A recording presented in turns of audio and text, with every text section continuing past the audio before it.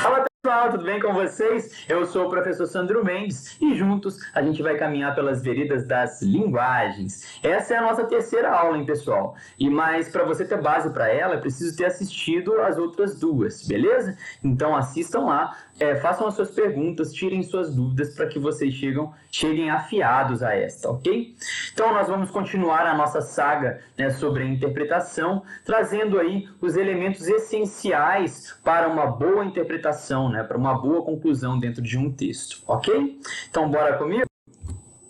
Se você ainda não é inscrito no nosso canal, se inscreva, pessoal. Ative o sininho para ficar por dentro das notificações.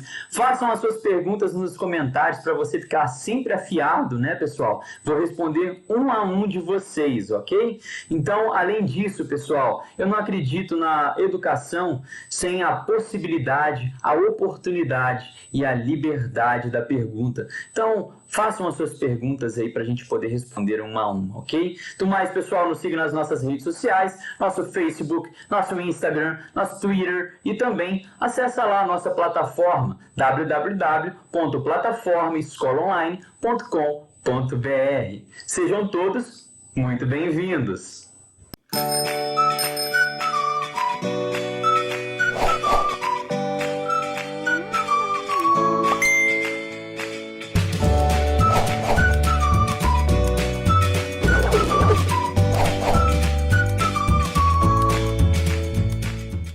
Bom, a nossa aula de hoje, pessoal, é sobre as funções da linguagem, né? Como o próprio nome diz, nós vamos tratar aí das funções. Para cada momento de fala, nós temos uma função distinta, né? Nós temos uma intenção por trás, que vai modificar aí as funções que as linguagens vão adquirir, beleza? Então a gente tem que ficar ciente nisso daí. Mas antes da gente introduzir necessariamente o caráter das funções, é preciso que vocês tenham ciência, né, da comunicação, dos elementos que compõem a comunicação. Beleza? Porque em cada um desses elementos, as funções vão tratar com mais foco, entendem? Então, para cada elemento, eu tenho uma função distinta.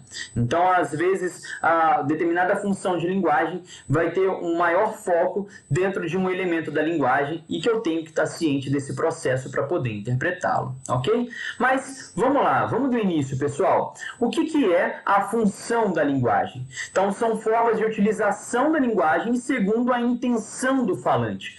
Bom, pessoal, o que a gente está preconizando aqui? Que toda vez que um falante fala alguma coisa, né, ele tem uma intenção por trás da sua fala, né? Então, essa intenção a gente precisa estar ligado nela, porque nós não queremos aqui formar leitores passivos, né, ingênuos. Nós precisamos interpretar essas mensagens. E para interpretar, muitas vezes, essas mensagens, a gente tem que ficar ligado em vários elementos diante desse contexto, ok? Então, um deles, principalmente, aí, é a intenção comunicativa desse leitor, né? Às vezes a gente vai perceber que até a aparência, né, a fisionomia da pessoa vai comunicar e transmitir muita coisa também, né? A posição das mãos, dos pés, né? Enfim, o modo como a pessoa se porta diante de você também vai dizer muita coisa. E a análise do conjunto todo, né, vai traduzir a nossa mensagem. Então, a gente tem que ficar ligado aí, pessoal, num detalhe. Olha aí, quando a gente trata de intenção comunicativa, né?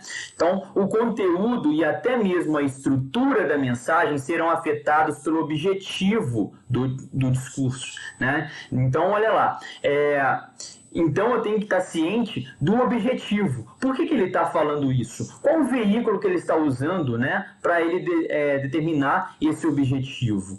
Então toda essa composição vai me revelar muita coisa dessa mensagem, beleza, pessoal? E a gente não pode ficar incólume, né? Beleza? Então olha aí comigo, ó. Antes de iniciar a análise de cada uma das funções de linguagem, como a gente havia dito, né, é necessário entender como a comunicação é estabelecida. São esses elementos que eu falei com vocês que a gente vai abordar aqui também antes de tratar das funções, beleza? Então, para que possamos visualizar de maneira mais ampla o contexto comunicativo, beleza? Então, a gente vai analisar o todo, nunca algo tão parado e tão elementar, senão a gente não sai do lugar, né? A gente tem que analisar o todo dentro da situação comunicativa, tá? E o objetivo, qual é o objetivo dessa mensagem? Então, esse objetivo ele vai variar de acordo aí com esses elementos, né? De acordo com as funções, beleza? Então, vocês vão perceber aí que se eu mudo determinada frase de contexto, ela pode mudar completamente o seu sentido, não é mesmo? Então, tem que tomar muito cuidado com isso. Vocês já podem perceber isso bem, né? A forma como falamos no WhatsApp, né, é diferente da forma como nos comunicamos na realidade. Aí, às vezes, as pessoas confundem esses meios e acabam criando aí algumas guerras, né, pessoal? A gente é muitas vezes mal interpretado, né? Porque, como o WhatsApp é uma forma muito mais objetiva, muito mais rápida, às vezes a gente esquece de um bom dia, por exemplo, e parece que é grosseria nossa, né? Parece que a nossa objetividade, a objetividade da mensagem, parece muitas vezes algo que soa grosseiro, né? Então, notem aí que a mudança de lugar também muda, né? Toda a estrutura, a forma como o receptor lida com essa mensagem. Às vezes pode ser a mesma mensagem, mas se você diz ali olho a olho, né? A sua feição, a forma como você diz, né? Já vai ser traduzida de uma forma diferente, não é mesmo? Então, é bom ficar ligado também nesses detalhes, beleza? Olha lá, pessoal.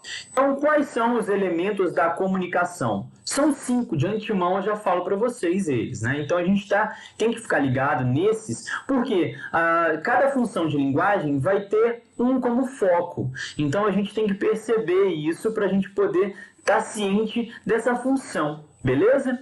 E aí a gente vai facilitar o entendimento da mensagem.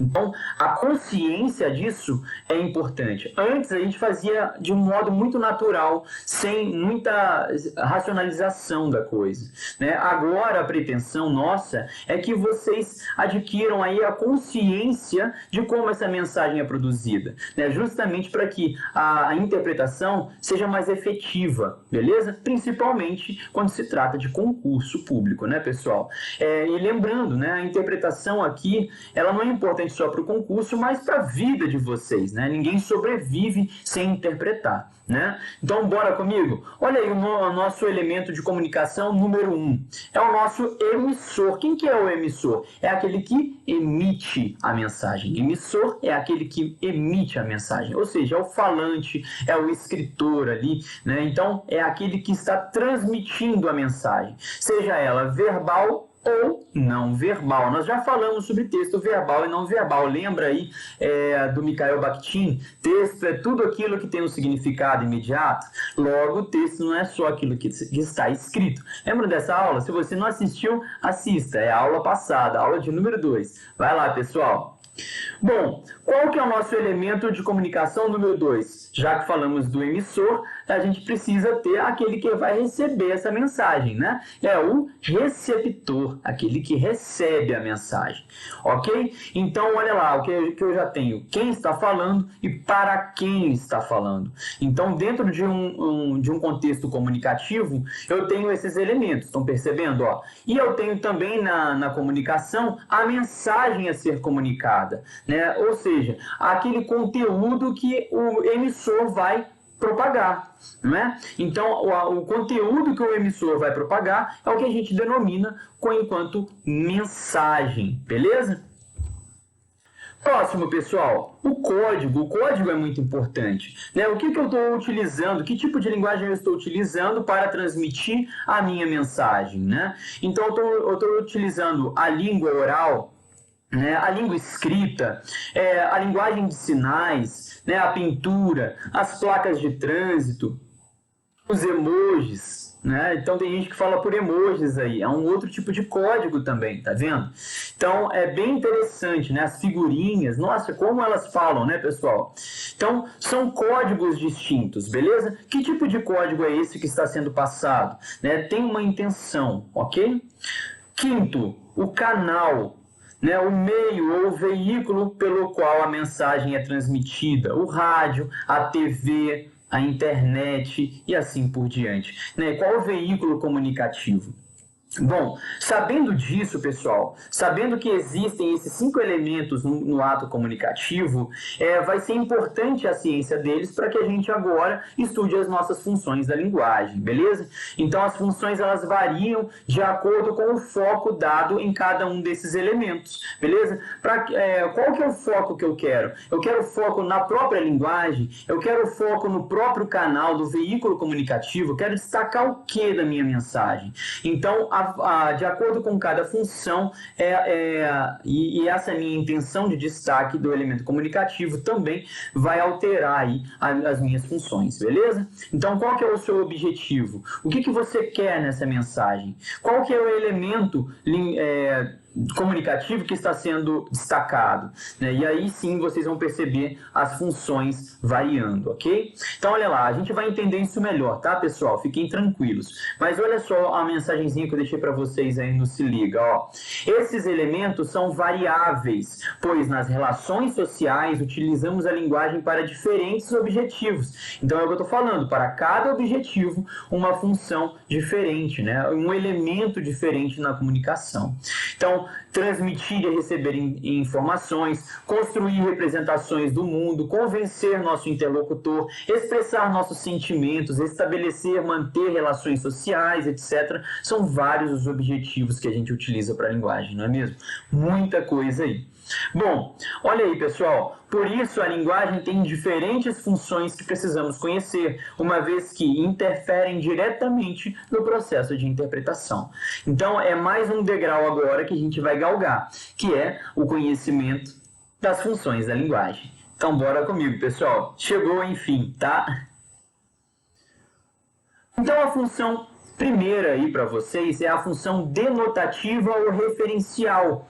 Então, o que é o nosso referente aí? Nosso referente é a própria informação, né? O elemento que a gente utiliza para a gente informar algo.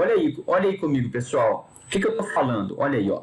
Casos de coronavírus no Brasil em 24 de março. Secretarias estaduais de saúde contabilizam 2.271 infectados em todos os estados do Brasil. Foram registrados 47 mortos no país, 40 deles no estado de São Paulo. Essa mensagem foi propagada pelo G1 em 24 de março, olha lá, em 24 de março, logo lá no início da nossa pandemia, né? Quando estava principiando aqui, né? Então, pessoal, qual que é o objetivo aqui? O objetivo principal desse tipo de texto, que a gente já teve contato em aulas passadas, né, é a informação, tá vendo? Então, quando eu tenho como objetivo informar, a minha função ela vai ser denotativa, ela vai buscar ali o referente, o conteúdo, né? Ela vai focar no conteúdo da minha mensagem, que é um conteúdo informativo, beleza? Então, o objetivo dessa mensagem aqui é o foco dessa nossa função, né? Que é o objeto da mensagem, né? Beleza?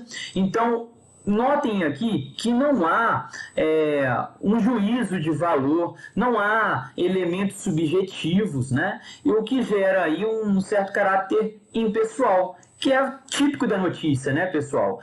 Vocês nunca vão ver o William Bonner falando eu acho, eu penso, eu faço, né, o eu é evitado. O que se tem como intenção aqui é justamente passar a mensagem com frieza, sem julgamento, sem juízo de valor, beleza? Sem marcas pessoais, né? Ou deveria ser assim, pelo menos, tá, pessoal?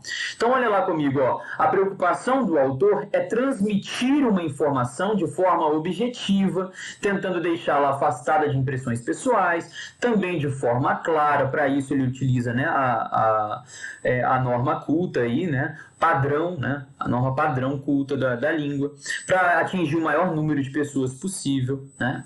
Então, ele se exime do texto. É como se o autor tivesse a frieza de passar como aconteceu algo, beleza? Sem os seus juízos de valor. Então, olha lá, pessoal. quais são os outros tipos de texto que a gente vai encontrar essa função denotativa aí, ó? Materiais didáticos, textos jornalísticos, como a gente está vendo aqui, textos científicos, né, as dissertações, né? Então, deveriam ser retiradas as impressões pessoais, né? O eu acho, o eu penso, né? Deixa isso de lado, tá?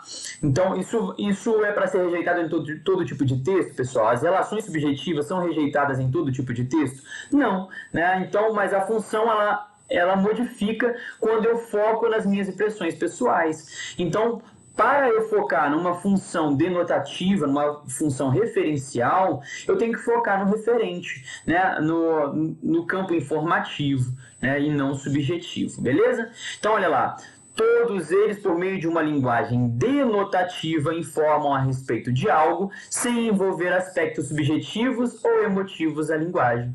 Perceberam? Né? Então, qualquer dúvida que vocês tiverem, podem colocar aí. Se tiverem algo a acrescentar também, é bem interessante que descrevam aí nos nossos comentários. Beleza, pessoal? Olha só, a nossa segunda função é a função emotiva ou expressiva. Isso aqui fica bem claro nessa mensagem, pessoal. Olha aí comigo, ó. A tragédia de Wuhan causou a colisão dos meus dois mundos. Entre a minha identidade brasileira e meus sonhos chineses, o fator de aproximação foi o povo de uma cidade inteira prostrado a um vírus que nem nome ainda tem. De dentro da cidade isolada e silenciosa, ouvíamos todas as vozes do mundo falando sobre nós. As ruas anônimas, nunca antes catalogadas nos radares dos jornais internacionais, se tornaram o foco de milhões de olhares.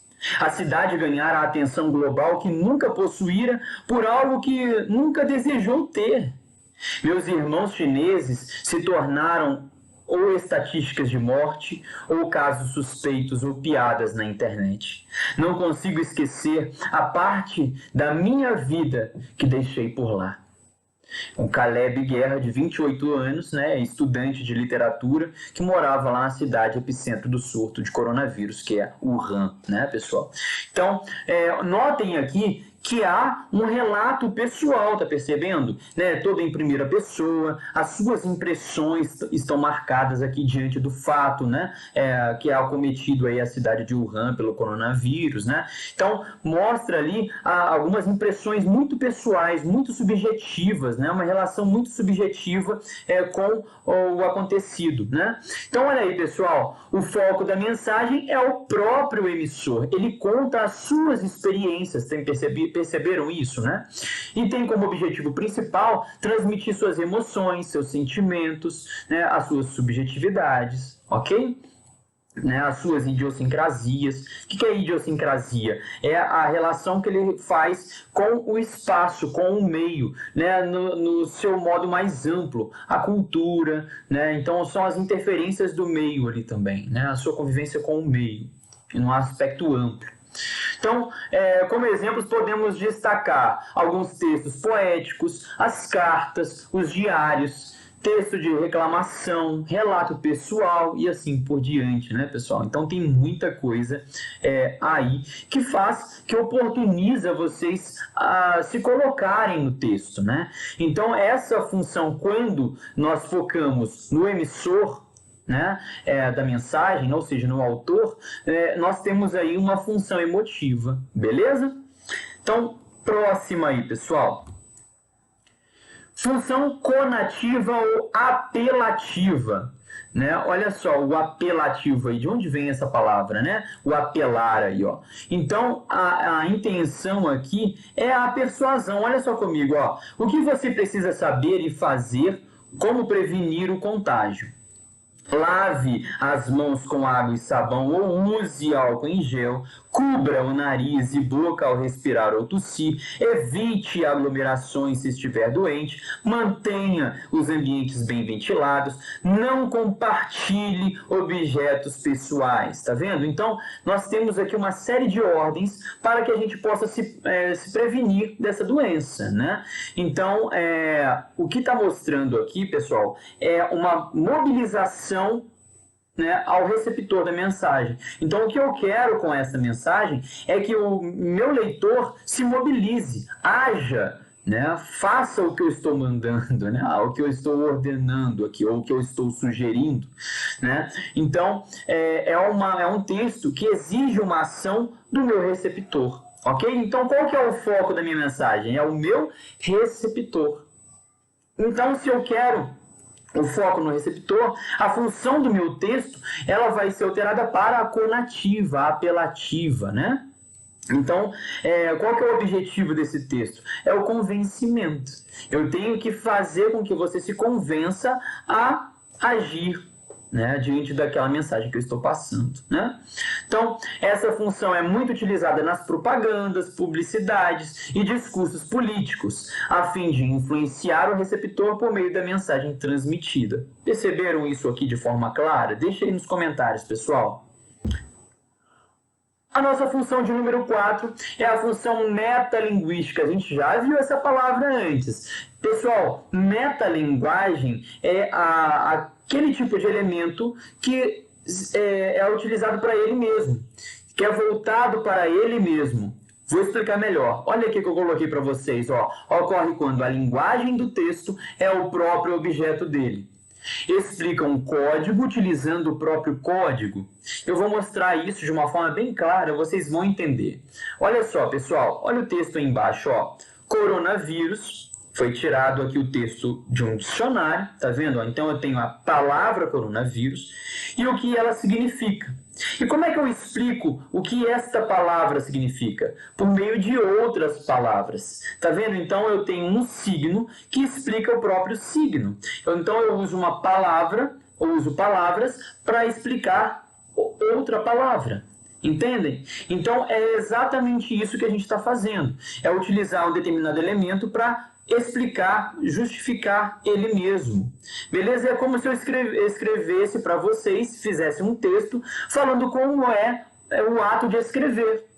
Vários poetas já fizeram isso, né? Tecem um poema falando sobre o ato de fazer o poema. Carlos Drummond de Andrade já fez isso mesmo, né? Então, escreve um poema falando como é o ato de escrever poema. Né?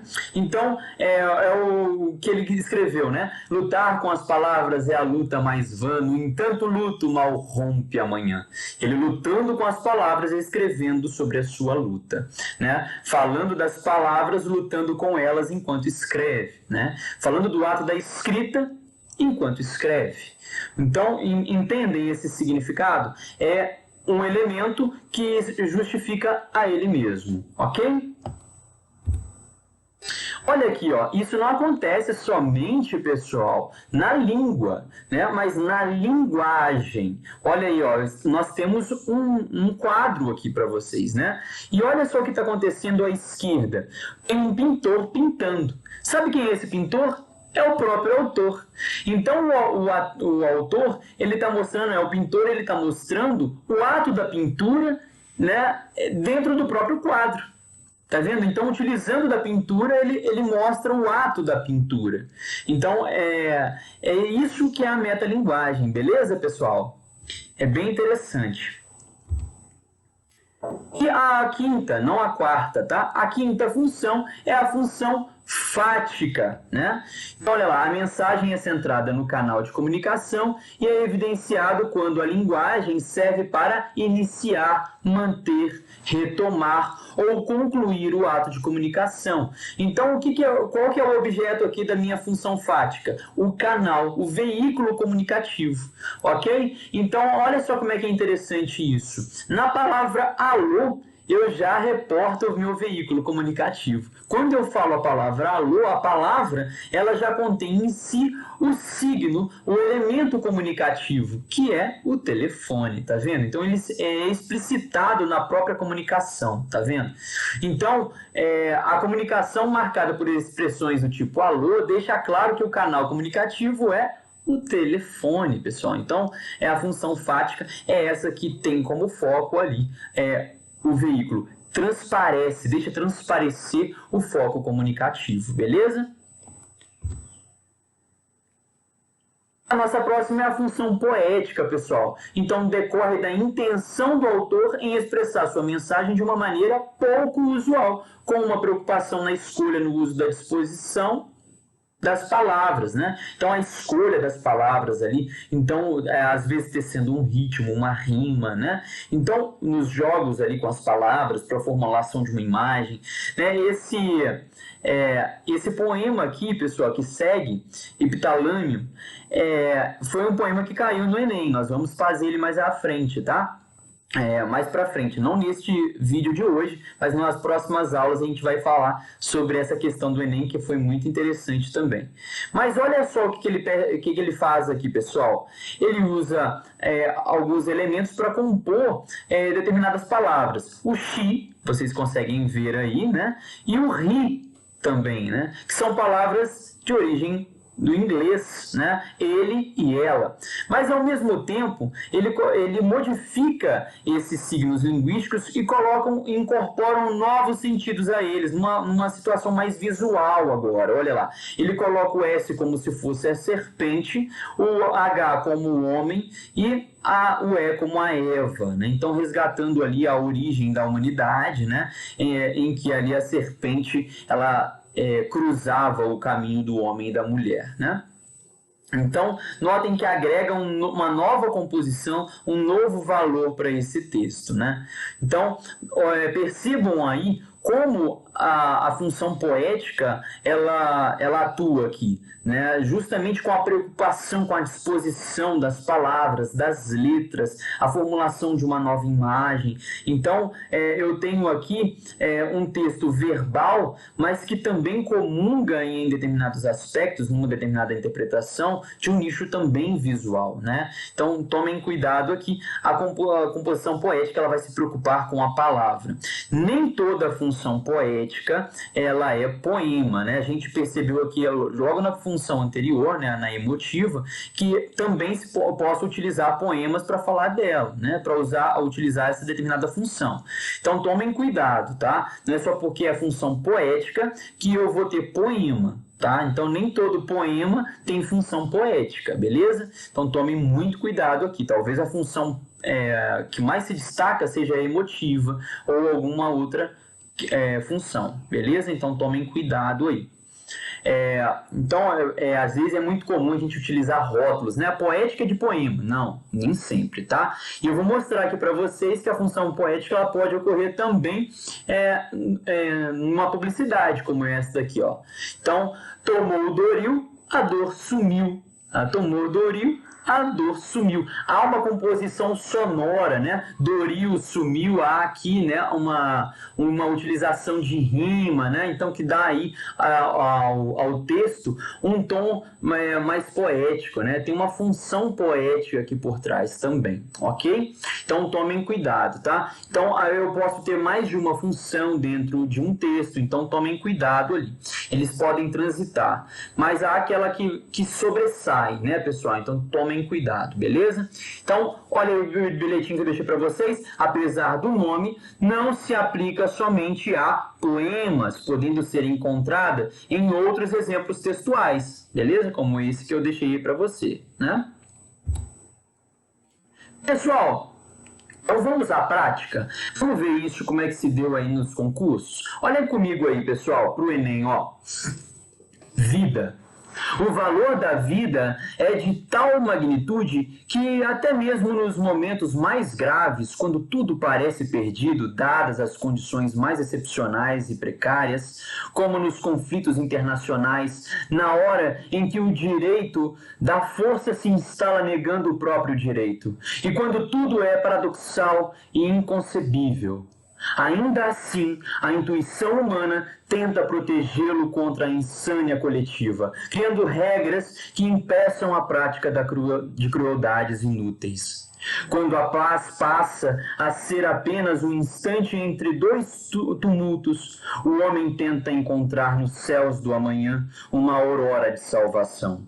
A ciência, de forma desesperada, convoca os cientistas a se debruçarem sobre as mesas de seus laboratórios, na procura de meios salvadores da vida, nas salas de conversação internacionais, mesmo entre intrigas e astúcias. Os líderes do mundo inteiro tentam se reencontrar com a mais irrecusável das suas normas, o respeito pela vida humana.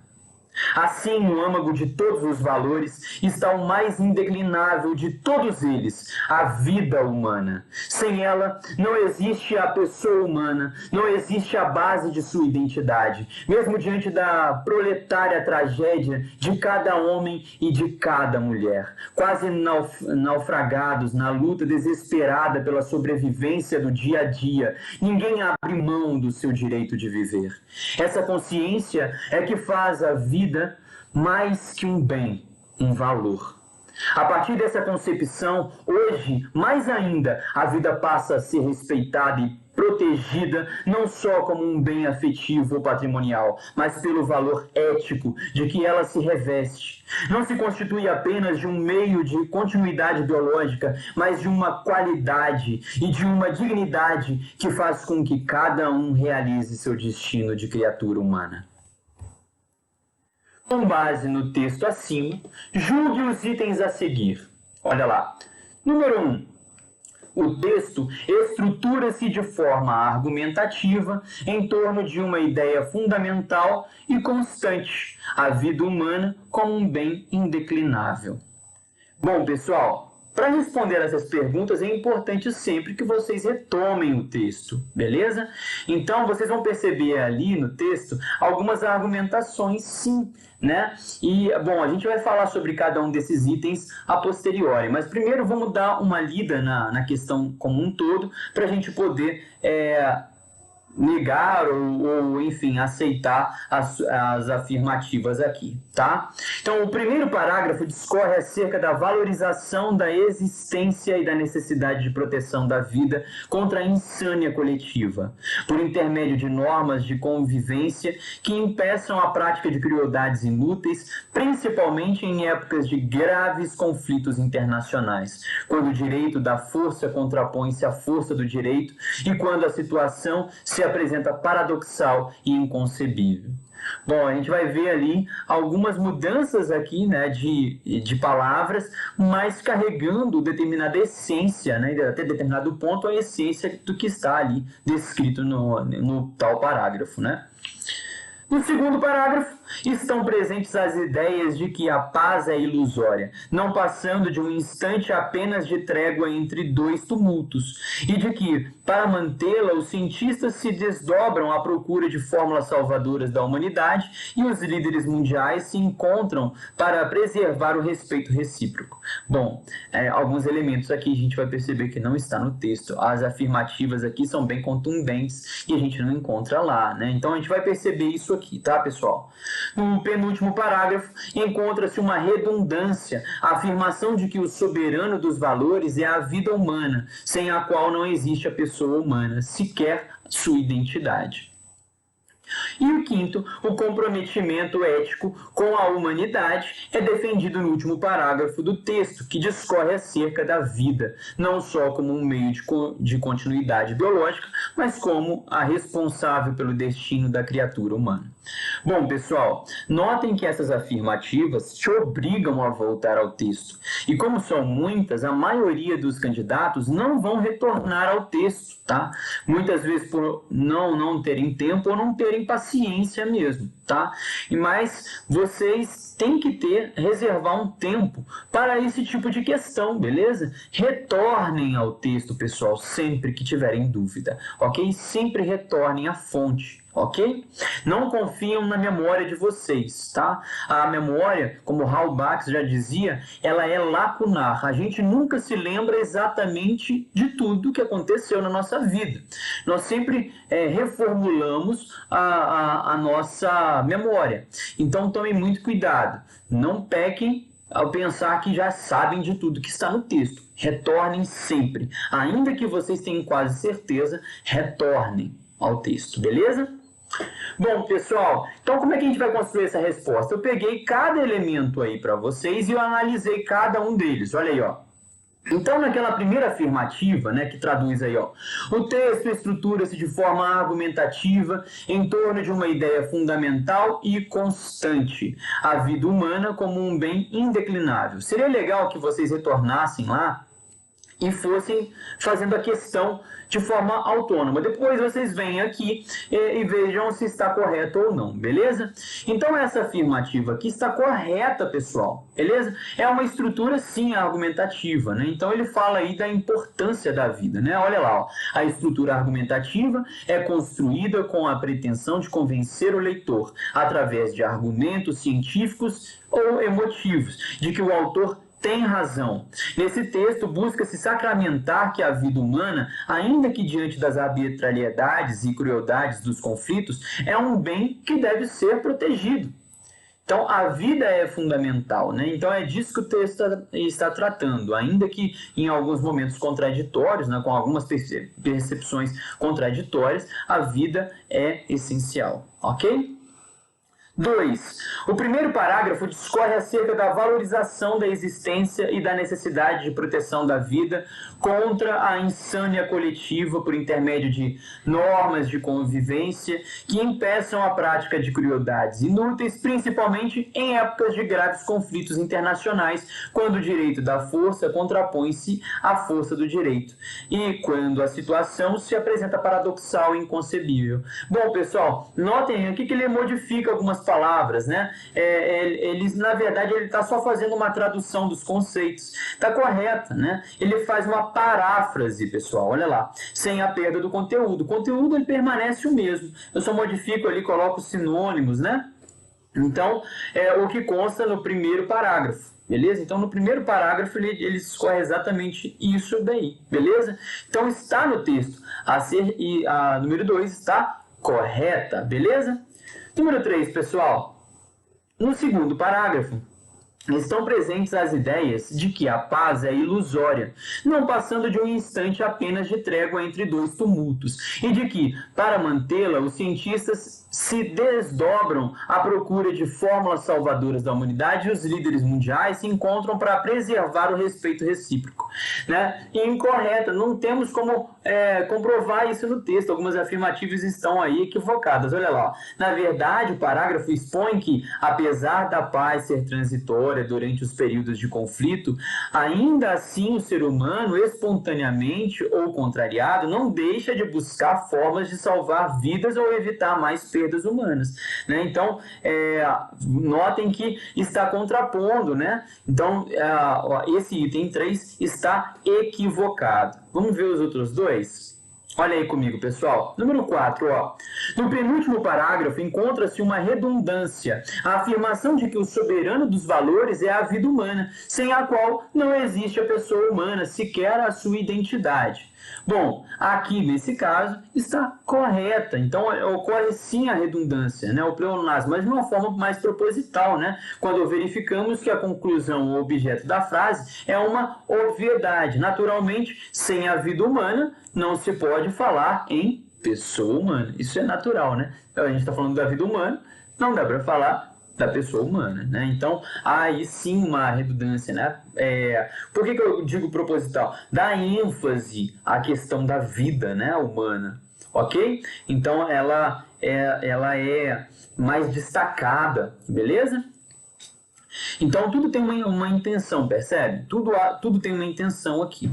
E o nosso a quinta afirmativa e última é o comprometimento ético com a humanidade é defendido no último parágrafo do texto, que discorre acerca da vida não só como um meio de continuidade biológica, mas como a responsável pelo destino da criatura humana. Equivocadíssimo, né, pessoal? Essa aqui está muito errada, né? Não se conclui no texto que a vida é responsável pelo destino da criatura humana, né? Então, mas sim que a ética que ela reveste o né? Então, olha lá, é sobre a questão da ética, beleza? E não sobre uma questão da vida em si ser responsável, beleza? Então tomem cuidado aí, né? Eu espero que vocês tenham acertado, façam lá, né, tudo antes, tenham feito tudo antes para depois ratificar aqui. Essa é uma questão um pouquinho mais chatinha, um pouquinho mais difícil, né? Ela exige aí um retorno constante ao texto, né, para cada item. Então é um tipo de questão que grande parte erra no concurso, justamente por não terem essa paciência de retorno ao texto. Pessoal, por mais fácil que seja a questão, retornem ao texto, né? Essa volta ao texto, ela te dá a certeza daquilo que você está defendendo. E na hora de um concurso, o que mais vale, pessoal, fala sério, né? É a certeza que a gente tem. Então, beleza? Tomem muito cuidado aí. Do mais, pessoal, muito obrigado por me acompanharem hoje, né? Um beijo no seu coração, estudem bastante, afinal de contas, a vida é muito curta para ser pequena, beleza? Então, se inscrevam aí no nosso canal, nosso Facebook, nosso Instagram, nosso Twitter e aqui no nosso YouTube. Dá um joinha nesse vídeo para a gente poder estar sempre crescendo junto com vocês, ok? Um beijo no seu coração e até a próxima aula!